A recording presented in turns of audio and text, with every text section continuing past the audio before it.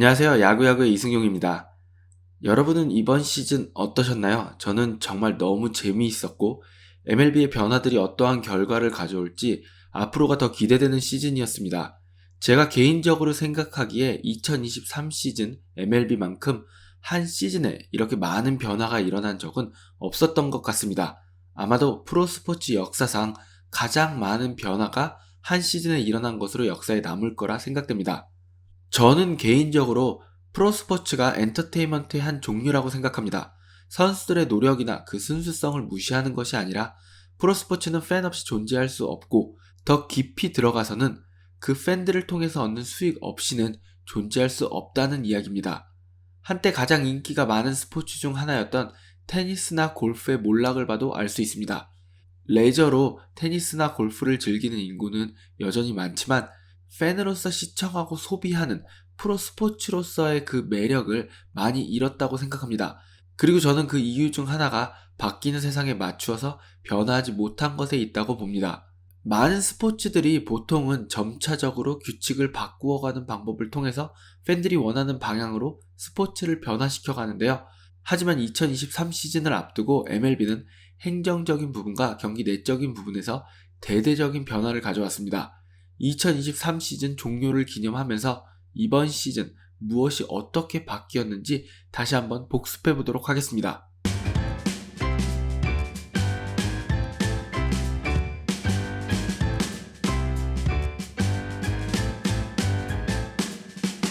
일단 경기 내 변화를 살펴보면요. 우선 피치 타이머의 도입이 있습니다. 반대하시는 분들도 많았고 잘 모르겠다는 분들도 많았지만 일단 경기 시간의 단축이라는 점에서는 기대 이상의 결과를 가져왔습니다. 스태티스타에 따르면 2023 시즌 MLB의 평균 경기 시간은 2시간 42분으로 12년 만에 처음으로 3시간 이하로 내려온 것이고 2000년 이후 가장 짧은 경기 시간을 기록했습니다. 투구와 투구 사이의 간격이 짧아졌고 팬들은 빨라진 경기 흐름을 즉각적으로 느낄 수 있었는데요. 연장 경기를 빼면 평균 2시간 39분으로 38년 만에 가장 짧은 평균 경기 시간을 기록한 시즌이었습니다. 피치 타이머의 도입으로 포수와 투수 간의 빠른 의사소통은 그 무엇보다도 중요해졌고 이는 피치컴의 더 대중적인 사용으로 연결되었습니다. 2022 시즌까지 전통의 소통 방식을 선호하던 선수들도 2023 시즌을 통해서 빠른 투구를 위해서 피치컴을 받아들이기 시작했습니다. 피치 타이머 말고도 우리에게 잘 알려진 변화로는 베이스의 확대와 시프트 제한이 있는데요. 메이저리그가 노린 가장 큰 변화는 홈런 아니면 삼진이라는 놀림을 받고 있는 야구에 조금 더 많은 인게임 액션을 추가해서 정적인 스포츠에서 조금은 동적인 스포츠로 변화하려고 한 것이었는데요. 이 역시도 생각보다 효과가 좋았습니다. 도루가 늘어날 것이라는 것은 모두가 예상했지만 2023 시즌 기록한 총 도루의 수가 역대 최고 수준이 될 것이라고까지는 예상하지 못했을 것입니다.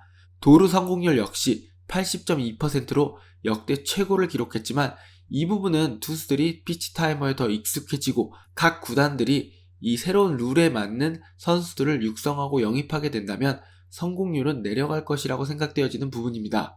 가장 중요한 부분은 안타와 도루가 늘어나면서 경기는 조금 더 동적으로 변했고 평균 득점 역시도 9.2점으로 2022년에 8.6점에 비해서 늘어났다는 것입니다. 그렇다면 가장 중요한 이야기를 해야겠죠. 과연 팬들도 돌아왔을까요? MLB의 발표에 따르면 이번 시즌 총 관중은 7,074만 명으로 2017년 이후 처음으로 7천만 명을 넘었으며 평균 관중은 29,295명을 기록했다고 합니다. 물론 이렇게 생각하실 수도 있습니다. 관객이 늘어난 것은 맞지만 2017년 수준으로 돌아간 것 정도로 성공했다고 할 수는 없지 않을까? 이 관중 증가에 대해서 조금 더 세부적으로 들어가 보면 흥미로운 부분이 발견됩니다. 이번 시즌 홈 관중 250만 명을 넘긴 팀은 절반이 넘는 17팀으로 메이저리그 역사상 가장 많은 팀이 250만 관중을 넘긴 타이 기록입니다. 그리고 홈 관중 300만 명을 넘긴 팀은 8팀으로 이는 10년 만의 기록입니다. 적어도 관중 동원에 있어서는 시간은 걸리겠지만 메이저리그가 올바른 방향으로 가고 있는 것으로 보입니다. ESPN도 자신들이 중계하는 MLB 경기의 평균 시청자 수가 10만 명 정도 상승했다고 발표했는데요. 네, 물론 아직 갈 길이 진짜 멀기는 하지만 즉각적인 반응이 나오고 있는 것 또한 사실입니다. 그리고 이런 변화들은 길게 보게 되면 점진적으로 선수들에 대한 평가 기준이 달라지는 결과를 가져올 것이라고 생각합니다. 야구에서는 2010년대가 시작되고 워라는 평가 기준이 점점 중요해지면서 선수들의 평가 기준이나 훈련 및 육성 방식에서의 변화가 오기도 했고, 2023 시즌만 되돌아봐도 우선 포수 포지션의 평가 기준이 더 다양해지고 있고, 각 구단과 지도자들 역시도 새로운 야구에 어울리는 그런 방식을 찾아가고 있습니다. 제가 하고자 하는 이야기는 현재 중요하게 여겨지는 것들이 그 가치를 잃을 것이라는 게 아니라 앞으로 더 다양한 부분들이 선수를 평가하는데 중요하게 다뤄질 것이라는 그런 이야기입니다. 템파베이의 사장인 에릭 리엔더의 말을 빌리면 야구 이야기의 주제가 조금 더 다양해지고 흥미로워질 것이라는 이야기입니다. 경기 내적인 변화에 관한 이야기는 여기까지 하도록 하고, 어쩌면 더 재미있고 흥미로울 수 있는 경기 외적인 변화, 행정적인 변화에 대해서 이야기해 보겠습니다. 우선 사소한 것 하나를 이야기하고 넘어가면 애틀랜타 브레이브스가 주식 상장에 성공을 하면서 어떻게 보면 메이저리그는 이제 공식적으로 시민 구단을 보유한 리그가 된 것입니다. 유럽 축구에는 도르트문트, 유벤투스, 그리고 맨유와 같은 구단들이 있었고, NFL에는 그린베이가 있었지만 이제 메이저리그에도 한 팀이 생긴 건데요. 예전에 설명드렸지만 그린베이 같은 경우는 실질적인 주식 거래가 이루어지는 구단이 아니기 때문에 정확하게 이야기하면 시민 구단이라고 할 수는 없지만 분명 상징적인 의미가 있는 그런 구단입니다. 궁금하신 분들을 위해서 이야기 드리면 애틀랜타 브레이브스의 주식은 한때 최고 47불 34센트에 거래되었지만 8월 15일을 기준으로 지속적으로 하락을 하고 있고, 디비전 시리즈에서 애틀랜타가 탈락을 하고 NLCS가 시작된 시점인 10월 17일에는 38.88센트로 40불 밑으로 내려왔으며 현재는 37.91센트에 거래되고 있습니다. 자, 그러면 조금 더 진지한 이야기를 해볼까요? 이번 시즌은 현재의 디비전 포맷이 확정된 후 처음으로 디비전 팀끼리의 경기 수를 줄이고 각 팀이 리그의 모든 팀과 최소 한 번의 시리즈를 하게 된 최초의 시즌입니다.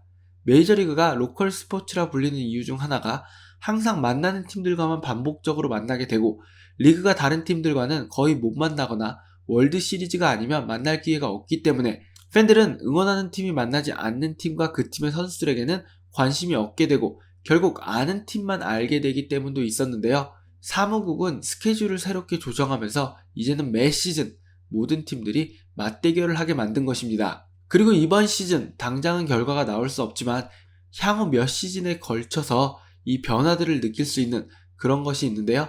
바로 중계권에 관한 것입니다. 시즌 전 발리 스포츠가 부도에 빠졌고 메이저리그는 이 위기를 기회로 바꾸기 위한 노력을 했었습니다. 샌디에고의 경기를 메이저리그에서 직접 중계하기로 결정한 것을 시작으로 시즌 중에는 애리조나의 경기를 블랙아웃 없이 직접 중계하기 시작했습니다. RSN과의 연결고리를 끊고 블랙아웃 없이 메이저리그의 경기들을 중계하는 것이 메이저리그의 오랜 수건이었기 때문에 이는 그 수건 사업을 이루기 위한 첫걸음으로 봐도 될 것 같습니다. 메이저리그는 블랙아웃 없는 직접 중계로 인해서 더 많은 시청자들이 애리조나의 경기를 볼 수 있을 것이란 이야기를 했었는데요. 아마도 내년 시즌은 샌디에고와 애리조나의 경기가 모두 블랙아웃 없이 중계될 것으로 보이며 점차 이에 해당되는 구단들을 늘려갈 것으로 보입니다. 현재 MLS는 애플을 통해서 각 국가별로 중계권을 따로 파는 것이 아니라 애플이 전 세계로의 중계를 독점하는 방식으로 중계를 하고 있는데요. 개인적으로는 다른 스포츠들이 생각하는 직접 중계의 종착점이 여기가 아닐까 생각합니다. 즉, 하나의 대형 플랫폼이 전 세계 중계를 단독으로 맡고 그 플랫폼에서 각 언어별 중계진을 꾸린 다음 전 경기 중계를 하는 것이죠.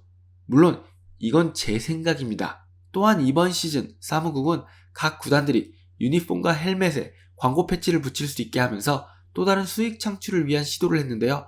사실 이 유니폼 광고는 메이저리그가 안 했을 뿐이지 한국이나 일본의 야구에서는 익숙한 장면이고 NBA나 유럽 축구에서는 선수 유니폼에 기업의 광고가 붙는 것이 당연한 일이 되었습니다. 시즌 초에는 약 6개 정도의 구단만 광고 패치를 유니폼에 부착했지만 시즌이 흐르면서 대부분의 구단들이 기업과의 스폰서십을 통해서 유니폼에 광고 패치를 부착했습니다. 알려진 바에 따르면 뉴욕 양키스는 스타 인슈런스와 연평균 2,500만 달러의 광고 패치 계약을 했다고 합니다. 정말 큰 변화들이 있었던 메이저리그 2023 시즌이었는데요. 저는 어느 정도 성공적인 변화들이었다고 생각을 하고 내년 시즌이 더 기대되고 있습니다. 이번 시즌도 저희 야구야구와 함께 해주셔서 정말 감사합니다. 앞으로도 더 알찬 영상으로 찾아올 수 있도록 노력하겠습니다. 지금까지 야구야구의 이승용이었습니다. 여러분 모두 좋은 하루 보내세요.